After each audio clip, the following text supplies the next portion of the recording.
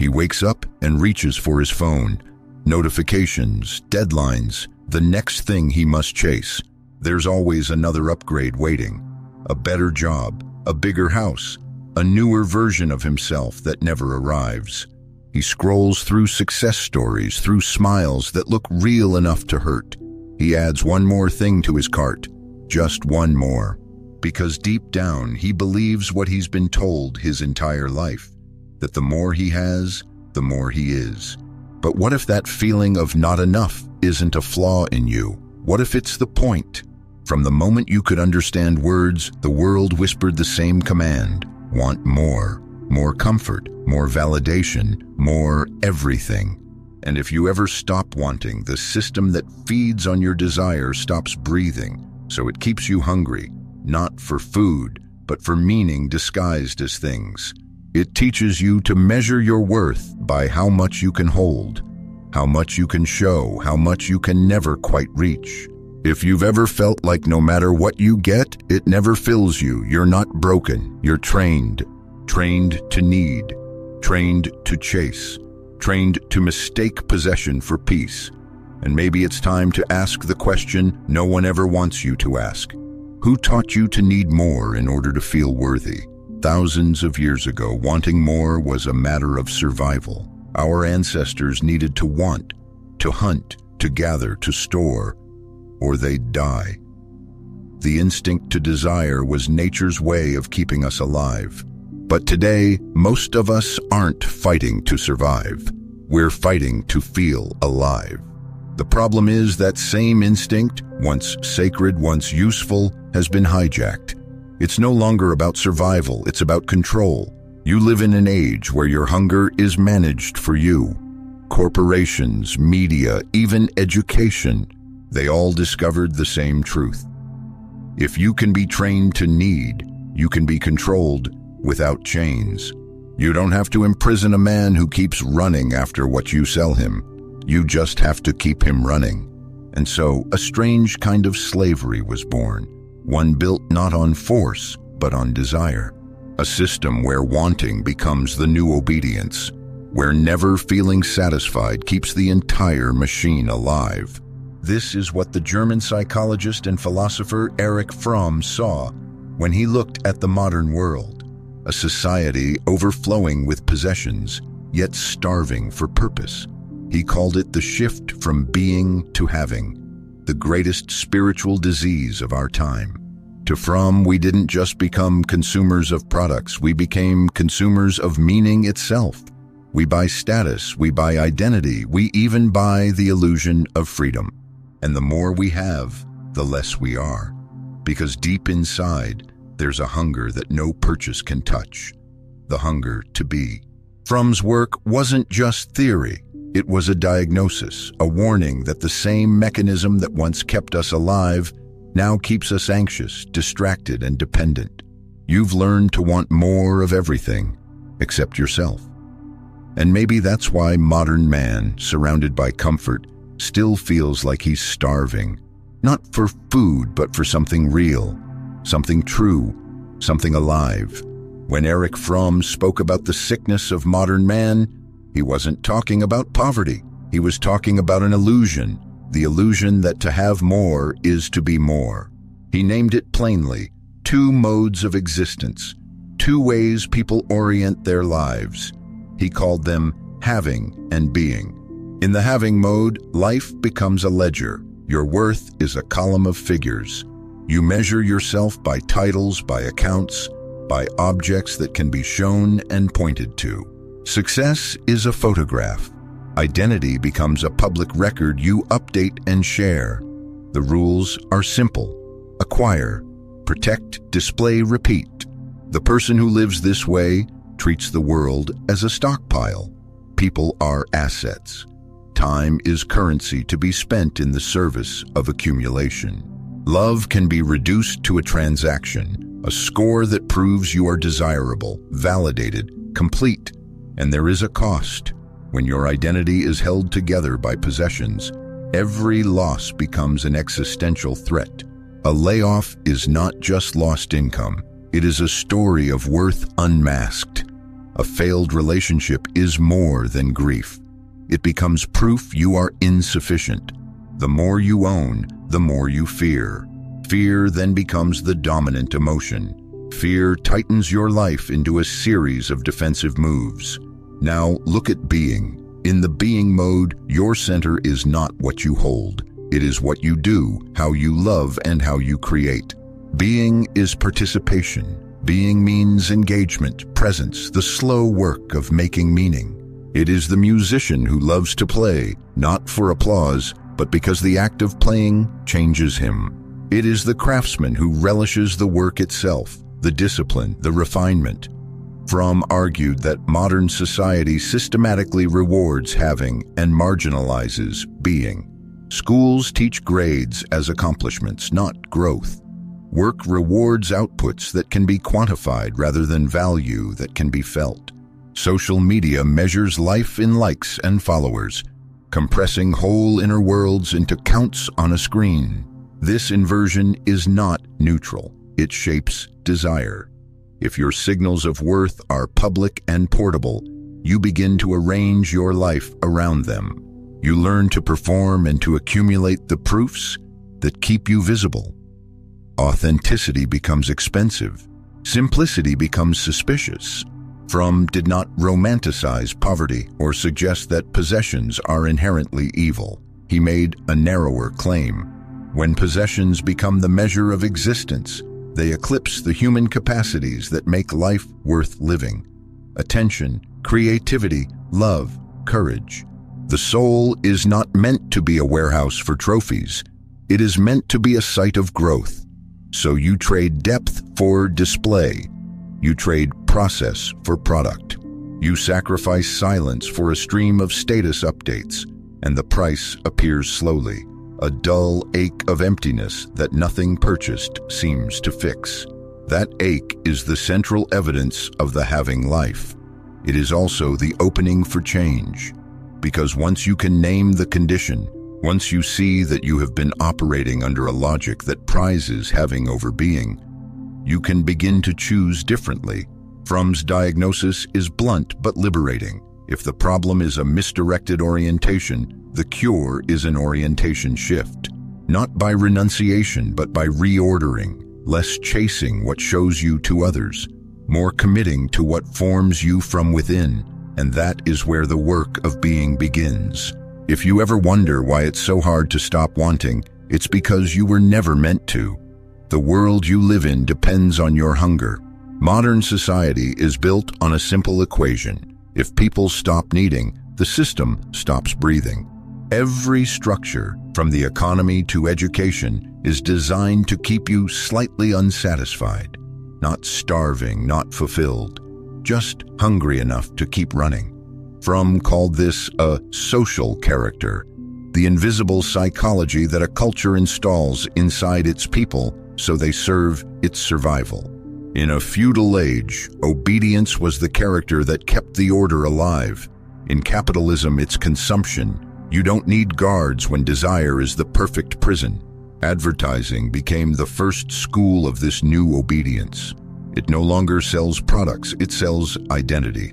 It whispers that happiness is just one purchase away, that your life will finally make sense when you own the right thing.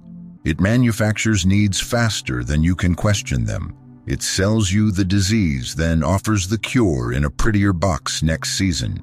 But the machine goes deeper than marketing. Education, the very place meant to awaken minds, has been reduced to an assembly line for the having mode. You are taught to memorize, not to think, to collect grades, not insight, to chase certificates, not understanding. You graduate fluent in compliance, measured, ranked, standardized, ready to enter a market that will trade your obedience for a paycheck. Even the family, the most intimate part of life, becomes a relay in this chain. Parents unknowingly pass the same script. Be safe, be successful, be someone. But someone almost always means someone with things. Children learn early that approval is earned through performance, that love itself is conditional, another transaction in disguise. Fromm saw this with painful clarity. He wrote that the modern man no longer asks, "What is good?" but "What sells?" Morality becomes marketing. Personality becomes product. The system doesn't want citizens. It wants consumers with the illusion of choice. And it works perfectly because the more insecure people feel, the more predictable they become. A confident man is hard to sell to.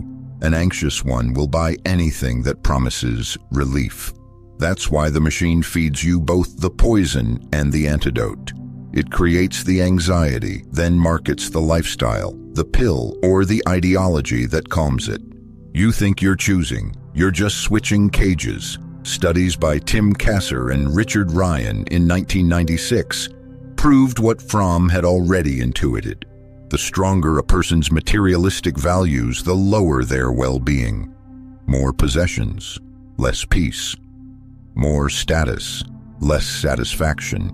But knowing this isn't enough to escape it, because the conditioning doesn't appeal to logic. It plays on emotion, fear, belonging. It makes you mistake conformity for comfort. And the cruelest part is how invisible it feels. You think you're free because you can choose between 10 brands, 10 careers, 10 lifestyles. But you're only choosing between 10 flavors of the same dependence.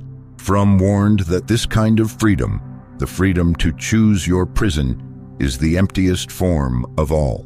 True freedom, he said, is the ability to be without needing to have. And until you reclaim that, the machine keeps humming. It doesn't need to chain you, it only needs to keep you wanting. There's an old story about a man who found a piece of gold buried in the dirt. He had been poor all his life, and for the first time he felt powerful. He clutched it in his fist so tightly that his hand began to ache. He slept with it under his pillow. He stopped working, stopped walking too far, stopped trusting anyone. He grew thinner as the months passed, too afraid to leave his house, terrified that someone might take what was his. One day, he hid the gold inside a small pouch and strapped it to his chest, close to his heart. He thought that would finally make him safe. But the weight pressed on him day after day until he couldn't breathe. When they found him, the gold was still there, untouched, shining, perfect. The man who owned it had been dead for weeks. Fromm would have called him the perfect citizen of the having world. Someone who confused safety with possession. Someone who believed that to hold tighter was to live longer. But the tighter you hold, the smaller your world becomes. And in the end, he didn't die of hunger or poverty. He died of possession. Because when you fill your chest with gold, there's no room left for air. And when you fill your life with things, there's no space left for love. What happens to a world built on possession? It begins to starve, not from a lack of resources, but from a lack of meaning. We live surrounded by abundance, yet we behave like beggars. We work longer, earn more, consume faster, but somehow feel emptier with every upgrade. Anxiety has become the heartbeat of modern life. Depression is no longer an exception. It's a symptom of participation. Fromm warned that a society obsessed with having creates people who cannot be. And when being dries up, all that's left is craving. That craving fuels an economy of distraction, an endless loop of buying, scrolling, posting, comparing. We mistake stimulation for satisfaction. We confuse visibility with worth. You see it everywhere. Men burning themselves out in jobs they hate, terrified of slipping behind. Couples measuring love by gifts instead of growth. Friends competing over lifestyles they secretly resent. A generation addicted to validation, starving for affection in the middle of constant connection. Fromm called this alienation, a quiet estrangement from yourself, from others, from life itself. You become a stranger inside your own skin, playing roles written by advertising and fear. You smile in photos, but the soul behind the smile is numb. Relationships dissolve into transactions. I love you because you make me feel good. Work becomes mechanical. Leisure becomes consumption. Even rest turns into performance. You can't stop, because stopping feels like disappearing. Research decades after Fromm proved his diagnosis true. A meta-analysis by Dittmar and colleagues in 2014 found that materialism consistently predicts lower happiness, lower empathy, and higher anxiety. The more you chase, the more your inner world erodes. And this isn't an accident, it's equilibrium. A society of restless consumers is stable because they never question the game. They're too busy keeping up to wonder where they're going. A man who's always hungry will never revolt. He'll just keep eating what he's offered. The cruel genius of this system is that it doesn't even need to make you happy. It just needs to make you chase. Every time you feel empty, it sells you something to fill the gap. A product, a belief, a distraction. And when it fades, the cycle restarts. We call that progress. But what it really is dependency. Dependency on a structure that profits from your hunger. Dependency on a world that confuses motion with meaning. Fromm saw it coming. He said, "Modern man lives under the illusion that he knows what he wants, while he actually wants what he is told to want. And maybe that's why you can own everything you were told would make you free and still feel like a prisoner. Because a society that trains its people to need will never run out of slaves. It will only run out of souls." Fromm never believed that the answer was to abandon the world. He wasn't a monk preaching withdrawal or a cynic calling for despair. He believed that healing begins not by rejecting society, but by reclaiming the self that society taught you to ignore. He called this path the productive orientation, the only form of life that frees a man from the slavery of needing more. Productive didn't mean efficient or profitable. It meant alive. A man who creates, not consumes. Who acts, not reacts. Who loves, not trades. Fromm said that the goal of life isn't to have much, but to use well what you already have. Your mind, your hands, your heart. Because when those are engaged, the hunger quiets. You stop trying to fill yourself with things and start expressing yourself through them. He outlined 4 foundations of a life in being. 4 practices that rebuild the inner muscles modernity has allowed to atrophy. The first is craft and creation.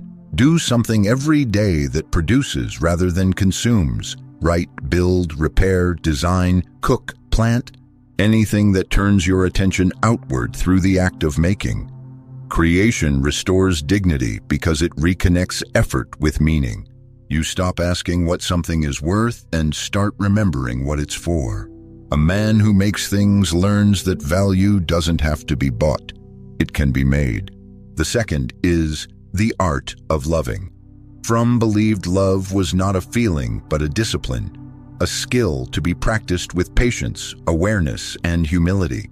It is made of 4 elements: care, responsibility, respect, and knowledge. Care means attention. Responsibility means showing up. Respect means allowing others to grow. Knowledge means seeking to truly understand. These aren't emotions that happen to you. They are actions you choose. And when love becomes a verb, it stops being a transaction. It becomes a way of being. A rebellion against a world that turns everything, even affection, into currency. The third is freedom from fear. Fromm saw that most men are not greedy. They are scared. They hoard because they feel unsafe. They chase status because they fear being invisible. But real safety does not come from what you hold. It comes from what you can do. Build competence instead of comfort. Save enough to breathe, but never so much that fear becomes your master.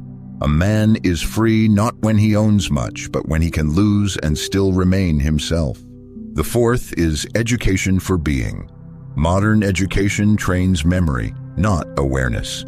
It builds workers, not thinkers. Fromm argued for an education that cultivates being. The courage to think critically, the ability to doubt, the habit of reflection. You can begin that education yourself. Read slowly. Write what you believe, then challenge it. Spend 1 hour a day learning something that doesn't make you money but makes you whole. Knowledge that doesn't feed the market feeds the soul. These 4 pillars are not moral commandments. They are exercises in freedom. Because freedom, in Fromm's view, is not the right to do whatever you want. It's the power to not need to. Imagine a man who no longer defines himself by what he owns. He might live simply, but his presence carries weight. He doesn't shout his worth. He embodies it. He doesn't chase approval. He creates value. He doesn't fear being forgotten because he knows who he is when no one's watching.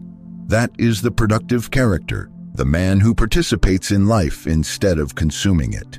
The man who loves, works, and creates without turning everything into a transaction. The man who can say, "I have enough," and mean it.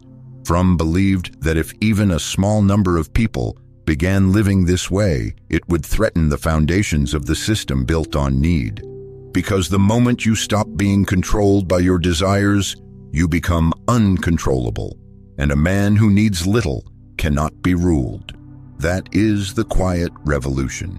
Not with protests or slogans, but with presence, with simplicity, courage, and love practiced like a craft. That is how you begin to be again. Fromm was never against possessions. He was against possession over you. He didn't say a man must live without comfort or wealth or tools. He said a man must never let those things define him, because the line between ownership and enslavement is thinner than most people realize. You can own a house and still be free if you can walk away from it tomorrow.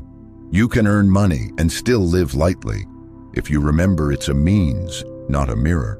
You can enjoy beauty, success, and love if you no longer need them to prove your worth. Fromm's message was not asceticism. It was maturity, a call to outgrow the childish belief that more is always better, to learn that the purpose of life is not accumulation but expression, not to gather but to give.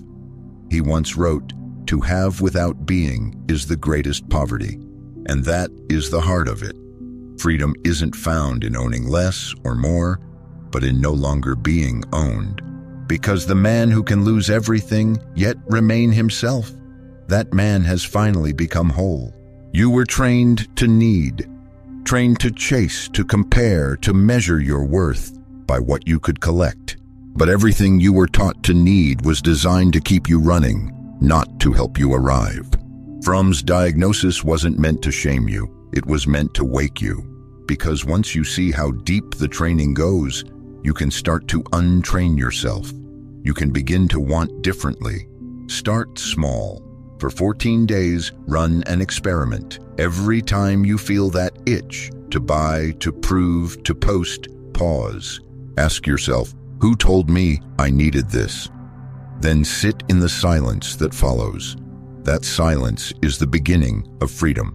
Learn to find pleasure in creation instead of consumption, in doing rather than displaying, in becoming instead of accumulating.